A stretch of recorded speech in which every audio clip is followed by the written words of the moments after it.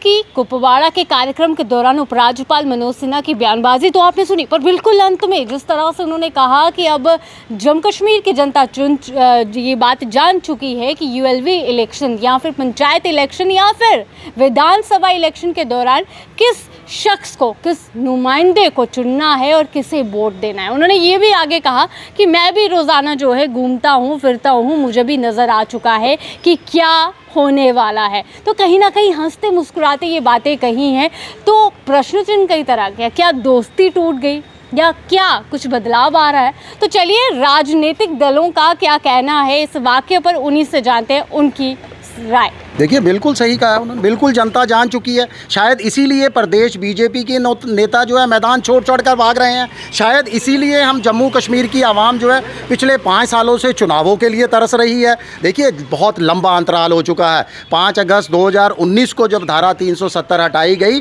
तब हमें कहा गया था कि बहुत जल्द अब राज्य का दर्जा लौटा दिया जाएगा, बहुत जल्द जम्मू कश्मीर के अंदर लोकतांत्रिक प्रक्रिया बहाल कर दी जाएगी। 5 साल एक बहुत बड़ा अंतराल होता है। आपने जम्मू कश्मीर की जनता से 5 साल का मतलब एक सरकार का शासनकाल ही आपने छीन लिया। आप क्या दावे करेंगे? आप तो नगर निगम के चुनाव करवाने की भी हिम्मत नहीं रख रहे, पंचायत के चुनाव करवाने की हिम्मत नहीं रख रहे। क्यों? क्योंकि प्रदेश बीजेपी के नेताओं का जनाधार पूरी तरह से खिसक चुका है। उनको वो जो 50-50 का दावा करते हैं ना, उनको छिन बटा सन्नाटा उनके हिस्से में आने वाला है। जनता बहुत बेसब्री से इंतजार कर रही है कि कब चुनाव हो और हमारे साथ जो विश्वासघात करने वाले हैं उनको सबक सिखाया जा सके। देखिए बिल्कुल टूटनी भी चाहिए, दोनों अलग अलग डायरेक्शन के अंदर चल रहे हैं। हमें मालूम नहीं कि माननीय उपराज्यपाल की किस तरह की राजनीति खेल रहे हैं, या क्या वहां पर बीजेपी के नेताओं की स्थिति है कि बीजेपी के नेताओं की बात भी नहीं सुनी जा रही। जनता को जो लोग गुमराह करते थे आज वो खुद भी जो है गुमराह हो रहे हैं।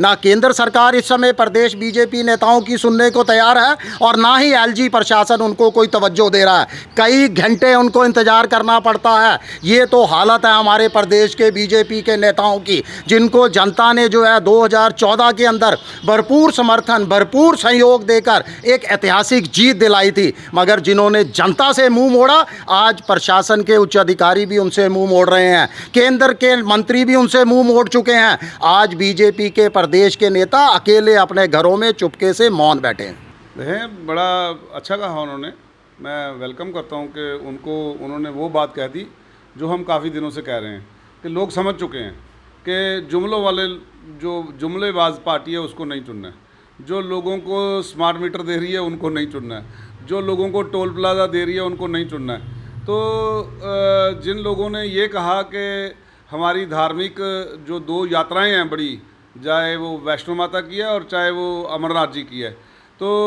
उसके ऊपर जब भी कभी लखनपुर में एक सिंगल टोल तो होता था पूरी स्टेट का, तो जब भी कभी दिया जाता था कहते थे मुगलियाई सल्तनतों ने आरएसएस और बीजेपी का यही कथन था हमेशा पिछले 60 सालों में 70 सालों में कि भाई जब से ये मुगलियाई सल्तनत यहाँ पर हैं ये हिंदुओं की श्राइन्स के ऊपर जजिया लगाती हैं।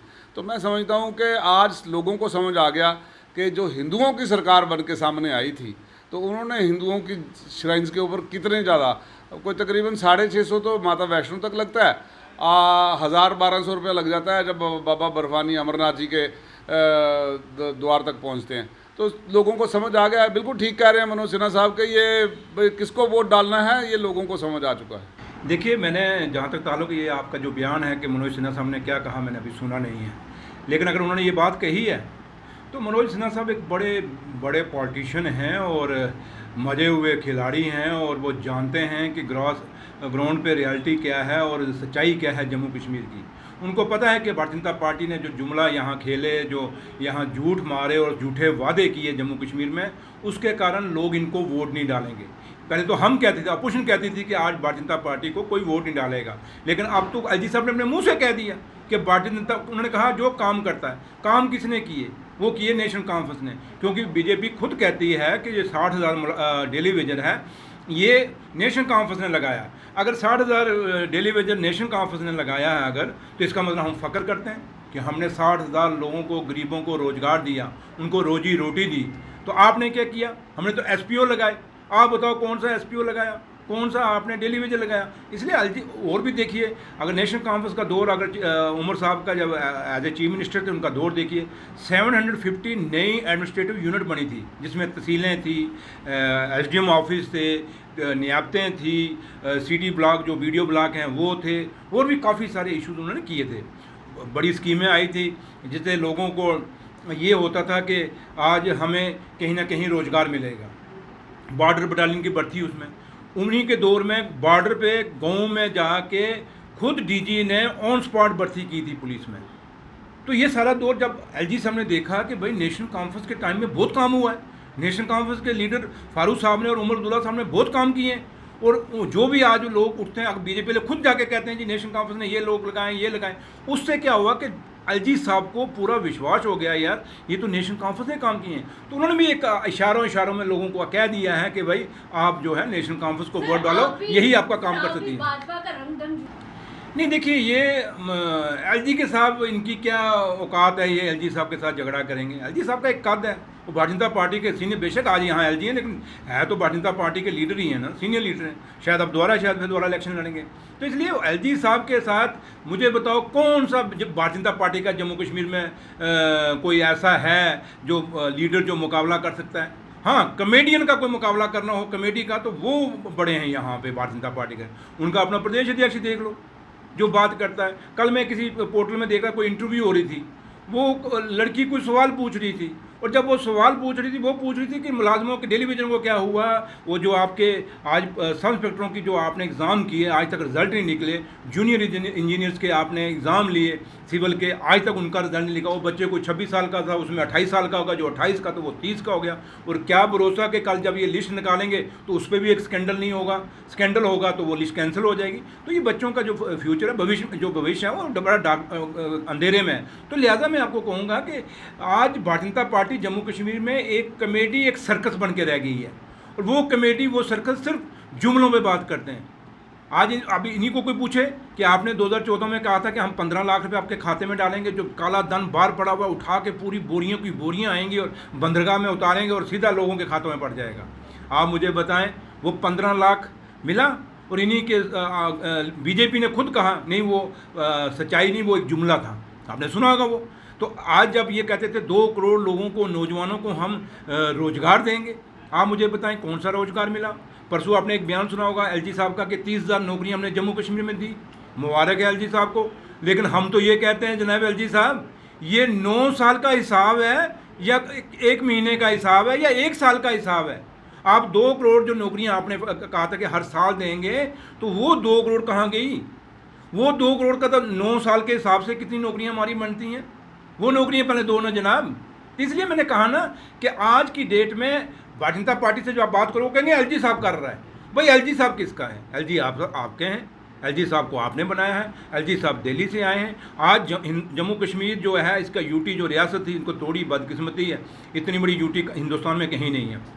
तो जब आपने यूटी तोड़ी और आज यूटी बनाई, आज जम्मू कश्मीर का बजट कहाँ पास होता है? पहले तो यहाँ असेंबली में होता था ना, हिंदुस्तान की पार्लियामेंट में।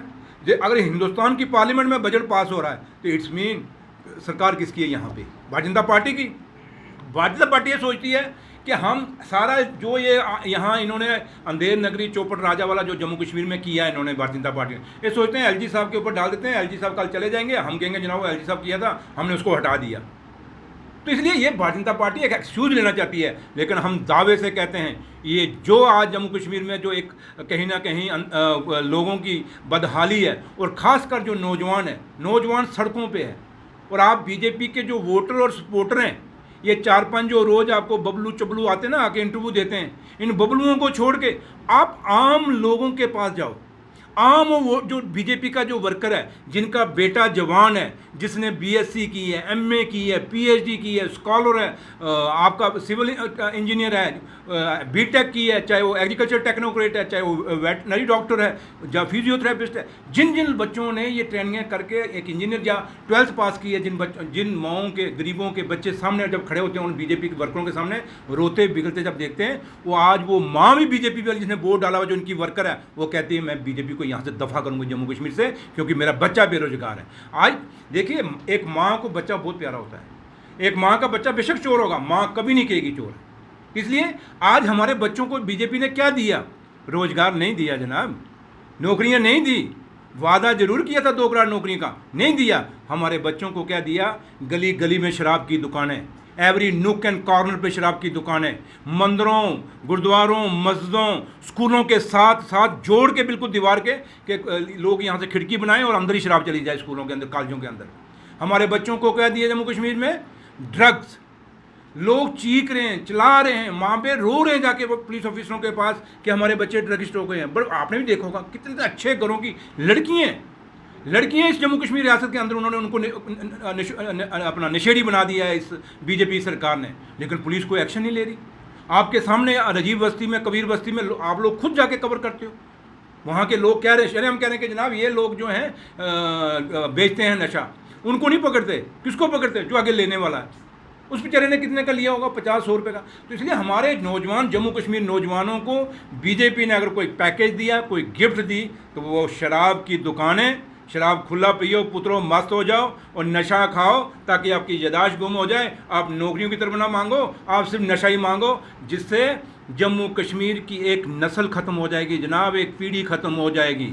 और वक्त आ गया है कि जम्मू कश्मीर के लोगों को, चाहे वो हिंदू है, चाहे वो मुसलमान है, चाहे वो सिख है, चाहे ईसाई है, चाहे वो बुद्धिस्ट है, सारे नौजवान इकट्ठे हो जाएं।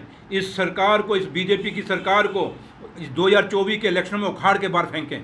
अगर ये दोबारा अगर जम्मू कश्मीर में बन गई आज, तो दोबारा समझ लीजिए यही अगर हालात रहे और हिंदुस्तान में ये सरकार बन गई, तो हमारे नौजवान, आप मुझे बताएं, अडानी के बंदरगाह के ऊपर इतना नशा उतरा, कहाँ गया वो? किसी ने कोई एक्शन लिया उसके ऊपर? कोई बोला? और बदकिस्मती ये है कि हिंदुस्तान की के जो चौथा स्तंभ है, जो नेशनल मीडिया है जम्मू हिंदुस्तान का, आज वो डिबेट क्या करता है? उनकी डिबेट में कहीं एजुकेशन है? उनकी डिबेट में बेरोजगारी है? उनकी डिबेट में ये नशा तस्करी है, ये शराबों की तस्करी है? उनकी डिबेट के अंदर कहीं अपने हेल्थ के बारे में, जम्मू मेडिकल कॉलेज की क्या हालत है? अगर जम्मू मेडिकल कॉलेज की ये हालत है, तो जो डिस्ट्रिक्ट हॉस्पिटल हैं उनके ऊपर क्या हालत होएगी? ये कहते हैं हम एम्स बना रहे हैं। ओ भैया, आपने पहले भी सुपर स्पेशलिटी, आज तक उसको डॉक्टर नहीं दे सके सुपर स्पेशलिटी के अंदर, वहाँ डॉक्टर नहीं बैठा सकते, वहाँ पैरामेडिकल स्टाफ नहीं बैठा सके, तो एम्स में कब आएगा? आप एक योजना आयुष्मान जो आपका कार्ड बनाया हुआ है हेल्थ का, वो बहुत बड़ा घोटाला है। उस घोटाले को जितने सरकार जाएगी, देखना कहीं ना कहीं कितने बड़े लोग इसमें फंसेंगे। जेजीएम आपके सामने, एक कमिश्नर सेक्रेटरी, एक आईएएस अफसर ने इल्ज़ाम लगाया कि जेजीएम में बहुत बड़ा स्कैंडल है। आज तक कोई एक्शन हुआ? आपके सामने पेंशन का कितना बड़ा स्कैंडल आ गया सामने, और क्या किया सरकार ने? उस स्कैंडल को हल नहीं किया, बल्कि क्या किया? 6 डिपार्टमेंटों की पेंशन बंद कर दी।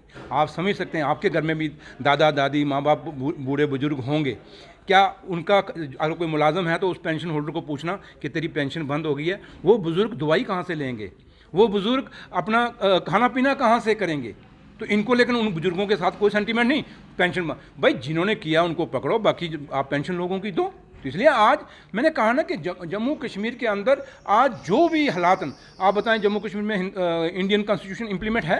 चलो जम्मू कश्मीर का अपना आइन तो ख़त्म हो गया, अब तो हिंदुस्तान का आइन है। क्या हिंदुस्तान के आइन के मुताबिक क्या जम्मू कश्मीर में लोगों को वो हक और हकूक़ मिल रहे हैं? इन्होंने क्या किया? 2 स्मार्ट सिटी बना दी। जब देखो कहते हैं स्मार्ट सिटी। मुझे बताओ, जम्मू स्मार्ट सिटी शहर के अंदर, श्रीनगर स्मार्ट सिटी, क्या जम्मू कश्मीर बस इन 2 सिटियों के अंदर बसता है?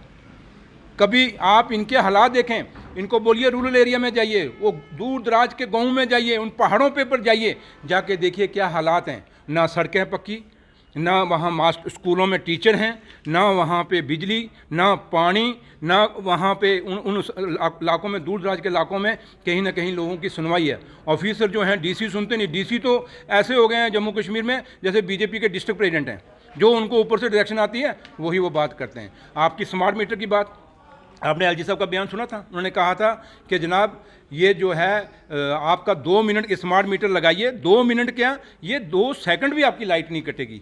तो परसों का क्या शेड्यूल निकला? 1 दिन में 4 घंटे का कट, यही निकला ना। तो आप ये मुझे बताएं, ये खुद जो कहते हैं, एक दिन कुछ कहते हैं, बात कुछ और दूसरे दिन कुछ करते हैं। तो आज बिजली है? बिजली नहीं है, फिर स्मार्ट मीटर किसे लगाए? अगले जो डिजिटल मीटर लगाए थे उनका भी रंग नहीं उतरा था, पेंट नहीं उतरा था, तो आपने स्मार्ट मीटर ले आए। अब पता नहीं अगले साल कौन सा मीटर आ जाएगा। ये मीटरों की सरकार है, ये लोगों की सरकार नहीं है। तो लिहाजा मैं आपके इस चैनल, क्योंकि आपका एक बड़ा बड़ा चैनल है, एक बड़ा इंपॉर्टेंट चैनल है, मैं आपके चैनल के माध्यम से जम्मू कश्मीर के लोगों की आवाम को अपील करना चाहता हूँ, वक्त आ गया है, एक मुट्ठ हो जाओ, एकजुट हो जाओ। इस रियासत के अंदर दोबारा इसको स्टेट बनाना है। हमारे लोगों की नौकरियां जो आज बाहर के लोग यहाँ लग रहे हैं उसको महफूज करना है। हमारी ज़मीनें बाहर के लोग यहाँ आके बस रहे हैं, उन ज़मीनों को महफूज करना है। इन चीज़ों को अगर करना है तो आपको सारे अपने मज़हब, जात, बरादरियाँ छोड़ के, रिलीजन छोड़ के एक मुट्ठ होना पड़ेगा, एकजुट होना चाहिए। और मैं आपको दावे से कहता हूँ, आने वाली सरकार नेशनल कॉन्फ्रेंस की है, नेशनल कॉन्फ्रेंस की चीफ मिनिस्टर बनेगा और भारतीय जनता पार्टी के एक एक ये जो कॉमेडियन हैं इनकी सबकी जमानतें ज़ब्त होंगी और जहाँ से बीजेपी लखनपुर पार जाएगी।